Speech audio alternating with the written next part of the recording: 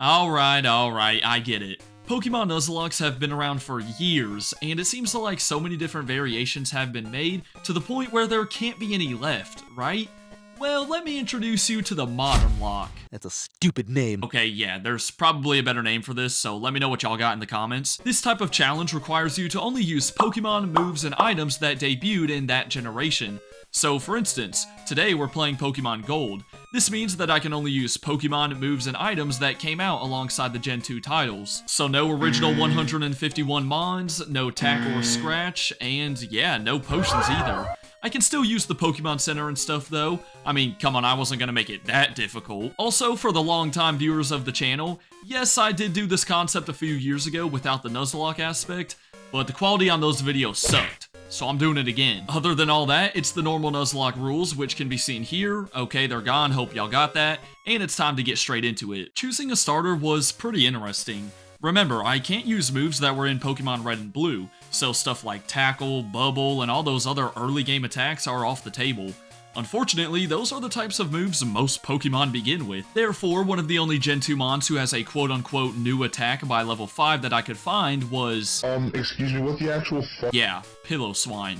Now look, I could technically play through the game with a normal starter up until the Ruins of Alph, as we can get an Unknown over there, but our next encounter after that isn't until past the National Park, and I'm just not trying to only use an Unknown for that long. I don't even think I could make it that far in the first place, to be honest. If it makes you feel better, I replaced Chikorita, so at least the rival will be a bit of a challenge. Anyways, this Ice Ground Pig thing knows Powder Snow and Endure, the only two viable moves it gets by level up. Now, when I receive the TM for Icy Wind, that'll be a nice upgrade, but aside from that, I'm not sure how long this guy will last. Moving along to Mr. Pokemon's residence, he handed over an egg. Wait, what do you say was inside? A letter reminding everyone to hit the subscribe button? No way! The rival on the way back to New Barktown wasn't easy by any means because Cyndaquil resisted our only attacking move. Nonetheless, we don't even have Pokeballs yet, so it wasn't as big of a deal as giving our rival a name. Ooh, okay, last video I did Smelly Butt. I think I gotta step it up this time. Yeah, I'm gonna go with Fart. Upon reaching Violet City, I immediately detoured to the ruins to pick up that aforementioned Unknown, and it ended up being the letter G, which stands for, gonna get this W. Alright, as y'all know, this thing only gets hidden power, and through some trial and error, this one has the ghost typing. Not bad, but I can definitely see Unknown just becoming death fodder later on down the road. This also meant it couldn't do anything against Faulkner, though Piloswine didn't need the extra help. Faulkner, I know you say you can't clip flying types with a jolt of electricity, but I think you can get them with some snowflakes. Powder Snow's gotta be a one-shot on Pidgey, right? It better be, let me tell you. Oh, wow, the game actually listened. Alright, things could go really south if I start to miss from Mud Slaps, but if he goes for Gust, I'm okay. Well, as expected, that was a piece of cake. Getting the first badge came with TM31 Mud Slap, a weak ground-type move that also lowers the foe's accuracy. There's a decent chance Piloswine ends up being our only ground-type Mon, so I'm gonna go ahead and teach him the move. Speaking of TMs, they're even more important in this Nuzlocke. While I could use them to upgrade current team members, I could also catch a Pokemon from a route that usually wouldn't contain a worthy encounter, and give them the move, considering of course it's new to these games. While heading south, I realized I already kinda broke the rules, as we used a Pokeball to catch the Unknown. I mean, come on though, how else was I gonna get Bro on the team? Look, we're in Azalea Town now, so I have access to Kurt, who provides the only new Pokeballs in Generation 2. Golly, I really gotta use these for the rest of my encounters?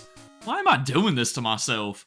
At least Bugsy was a piece of cake because, you know, Metapod, Kakuna, and then a Scyther that's weak to ice. The victory also brought us to the next rival battle. Insert that one clip of the dog shivering because I'm kinda nervous for this rival battle. Now, okay, here's the plan. We got Ghost-type hidden power for his Ghastly at the beginning. Okay, just don't paralyze me with a lick, that would be kind of annoying. Alright, we still get it off, that's fine. Now for Zubat, I think Powder Snow could one-shot right here. I thought wrong. Fight's not too bad though, one more Powder Snow will knock it out. Okay, Quilava, I gotta immediately start going for Mud Slaps, but he does outspeed us. Alright, we take another Ember, which is nice. Miss Ember, you know you want to miss it. Yeah, you know you do. Miss another one while you're at it. I think you got it in you, yeah. Here, Fart, take this for Breeze, it'll help out. Past the rival lies Ilex Forest, where I was so amped up to get Headbutt, only to learn that it was indeed in red and blue. Nah, that's some Mandela effect or something. I could have sworn it debuted in these titles. As a result, we're not only missing out on a solid attack, but I was also planning to catch a Heracross later on, and I can't even do that now. Even worse, my Pokemon aren't happy enough to get the return TM in the Goldenrod department store, and the guy only sells moves from the original games. But I know Shady Grandma in the underground tunnel has my back. She sells the bitter healing items like heal powder and energy roots. Of course, I'm typically going to the Pokemon Center to heal anyways, but these will definitely come in handy once we reach the Elite Four. We're a long ways from that though, as it was time to face Whitney. Unknown is useless here, but fortunately Clefairy only got disabled through Metronome, so we got past it unharmed. Then there's the infamous Miltank. Now as you can tell, I'm already giving myself enough limitations, so I'm not maintaining a strict level cap. My 4-level advantage nearly didn't matter though, because Miltank kept landing Stomp even through all the accuracy drops from Mudslap. I was legit sweating during this one, as we were one hit away from losing it all, but Whitney missed 3 times in a row, allowing us to finally finish her off. After that close call, I backtracked to Kurt's home and picked the white apricorn behind it. Thankfully, I can fast forward my clock to repeatedly get more, which in turn gives me fastballs. Ah yes, these will be perfect for my Sudowoodo. In all seriousness, this guy only comes with Flail at the moment, and it'll get Feint Attack later on. I see Sudowoodo being more of a defensive wall that we can switch in if we need to get some heals off. Then again, maybe I'll give it Rock Smash, which we got from the guy nearby. Okay, I take that back. West of Ecruteak, I captured a Miltank and gave it Rock Smash, while I taught Rollout to Sudowoodo. I feel like this was the better play, as this Barnyard character gets a Rollout in the mid-30s anyways. It also has a Milk Drink, which could be helpful, I guess. Oh, by the way, I'm counting Nuzlocke encounters as the first usable mon I see on a route, so that's why stuff like Rattatas don't count even if I see them first. The rival in the Burn Tower was relatively easy again. Unknown took care of Haunter, Miltank handled Magnemite, and Sudowoodo rolled through Zubat and Quilava. So the only other business to take care of around here was the gym. Alright, Miltank's useless here, Unknown's weak to Ghost, Pillow-Swine, you're gonna be my main guy again. I mean, I'm basically just gonna spam Mudslap for as long as I can, I think. Come on, we gotta at least one-shot the Ghastly, right? It being 4 levels lower, okay, there we go. Going straight out to the Gengar. We are even in levels, and he is going to outspeed but miss the Hypnosis. That is huge. Come on, miss it again, or just go for Mean Look. I'm okay with that. Anything but Hypnosis here. Oh, he missed again. Thank you, Mudslap. Not gonna lie, now I'm feeling pretty good with his biggest threat out of the way. Haunter number 2 is still going for Nightshade, which is a little worrying. Yeah, I'm gonna have to pop one of my energy powders here, I think. And one more Mudslap does the trick, baby. 4 badges down, come on, man. On the way to Olivine, I was looking forward to purchasing Moo Moo Milks after healing the sick Miltank, as they're arguably the best healing item we can get. But then I found out you can only buy 1 at a time, and the guy won't offer you another Moo Moo Milk if one is already in your bag. Like, what? I'm sorry, I'm trying to wrap my head around the reasoning behind that. I suppose getting Chinchou in the Olivine Harbor makes things a bit better. It only has Flail at the moment, but it'll get Spark in 5 levels. Additionally, Waterfall will be great to have What? Waterfall was in Generation 1? Nah, I'm seriously losing it. I guess Whirlpool will be a good substitute. Haha. Anyways, after so much needed leveling, we squared off against Chuck.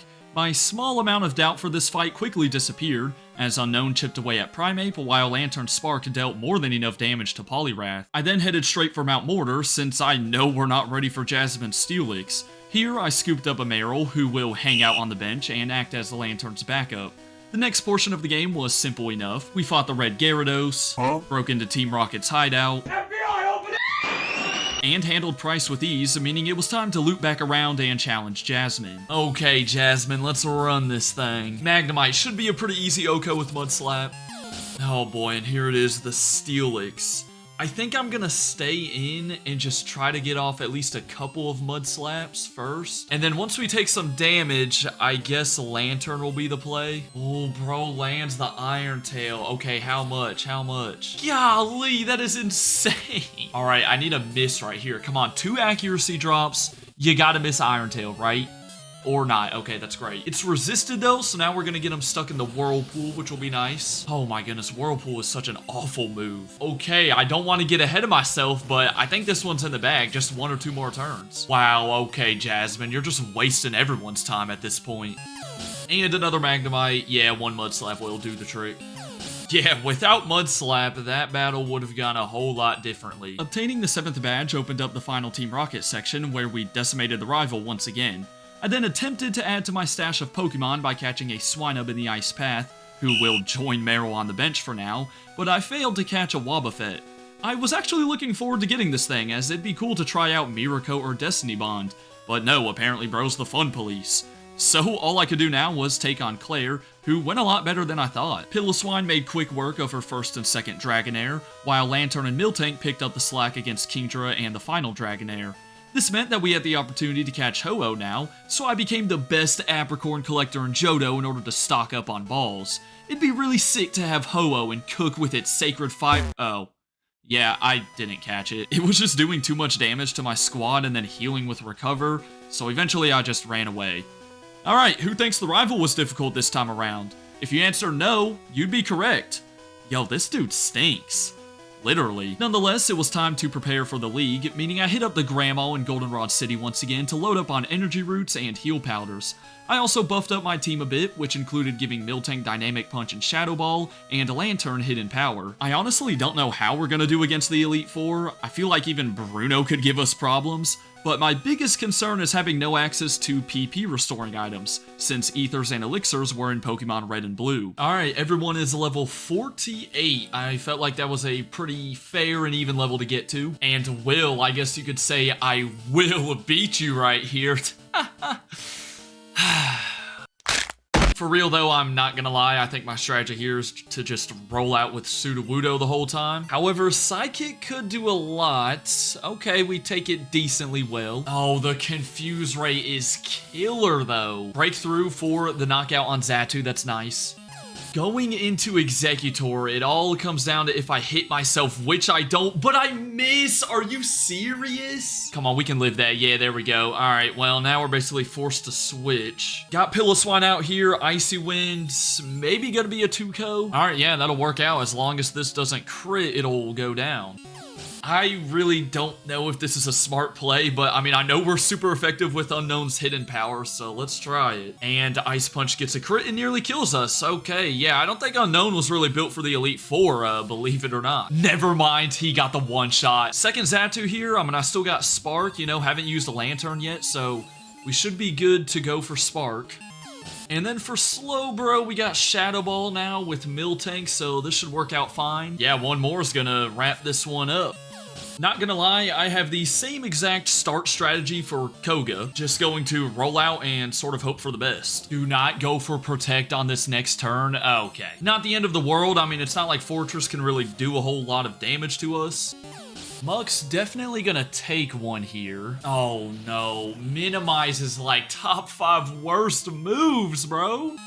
Got through it though, so now we're on Crobat, who's also weak to us. Oh, come on, man. You couldn't have done just that much more. Taking the risk and staying in, even though we're poisoned, but you're gonna miss Supersonic. That is so clutch.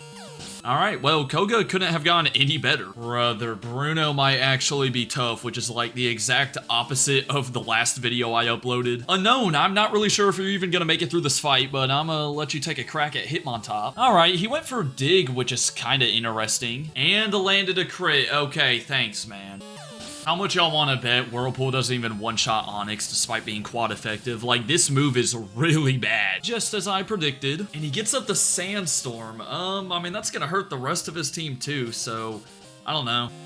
Hitmonlee, what do I do? I really want to risk it for Dynamic Punch, but I know I'm gonna miss. Let's try Shadow Ball. Alright, that's actually not terrible, and he goes for Swagger. Ooh. Now, I mean, if I don't hit myself, then this is really great for us, but let's find out right here. Oh my goodness, Miltank, that was not the time. Oh boy, 07's Miltank, he's a goner. Oh my gosh, you lived a high jump kick? And the Sandstorm finishes him off. Okay, we're still in it. I can go for an energy root here, and then we'll see what Hitmonchan decides to do. Just a Mach Punch. Okay, we're eating that pretty well. Please do not hit yourself with Shadow Ball. Come on, man. And we hit ourselves again. Okay. Just my luck. There we go. Confusion is no more, and I think Shadow Ball can one-shot with the attack boost. Oh my gosh. Alright, as much as I would love to stay in with the attack boost, I mean, there's just no point because we're not going to be able to one-shot. And I mean, if he lands a cross chop, it's over for Miltank. I guess I sack off Unknown here, which is pretty sad, but to be fair, he's gonna be no use in the next fight anyways. I just need to get off some kind of chip damage here with Hidden Power. A crit would be nice. Oh man, 07's Unknown. It's been a good run. Ladies and gentlemen, we gather here today to mourn the loss of a strong soldier. He was truly one of a kind. Oh, come on, man. So, Lantern's my only other Pokemon not weak to fighting, and all I can really do is Spark. Paralysis would be big. We get the Paralysis, that's huge. Oh boy, here comes Cross Chop though. Doesn't that have a boosted crit chance as well? Oh no, okay, we're good, we're good. Energy Root again, and we hope for a miss. Oh my gosh. He's not gonna miss or get fully paralyzed, is he? Okay, well, I just ate my words. No crit here, and one more Spark finishes the job. No crit here, and one more Spark finishes the job. No crit here, thank you. Honestly, getting through that with only losing Unknown is not bad at all. So Karen starts with arguably her toughest mon being Umbreon, and I really just need to land a Dynamic Punch right off the bat, which we do. That's big, over half plus the confusion. That would be great if she hit herself. Okay, do I risk it for the kill? Because I know like Rollout or Shadow Ball's not gonna finish it off. Yes, I do risk it. Okay, I shouldn't have done that. Dude, I suck. But hold on, True Moo gets another chance with Dynamic Punch. Okay, never mind. Give this dude no more chances. Wait, but I could give him one more chance here. Come on, man. Okay. And now we're confused. Look what you did, Miltank. But hold on. What if he defies all odds, breaks through confusion, and lands the Dynamic Punch? Just imagine. Okay, nah, I'm done, bro. Wait, that didn't use up our last power point, though. Hold on. He still has another chance with Dynamic Punch. Nah, Miltank, you deserve to go down after that. Alright, let's just try to build up rollouts, I guess. We are weak to grass against Vileplume, but we're also super effective with Icy Wind. We do outspeed too, which is nice. 6 level advantage. I know it's not going to be a one-shot. What does she go for, though? Stun Spore? That is kind of annoying. Now, I can't remember. Does she have Giga Drain or something? Okay, Moonlight. I mean, that's fine. I think we just take her out with this Icy Wind right here. Chad, my man, I need you right here against Houndoom, like, really bad. Oh boy, Crunch is gonna do a lot. Crunch is probably gonna do more than Whirlpool right here, if I'll be honest. Oh my gosh, that was a crit.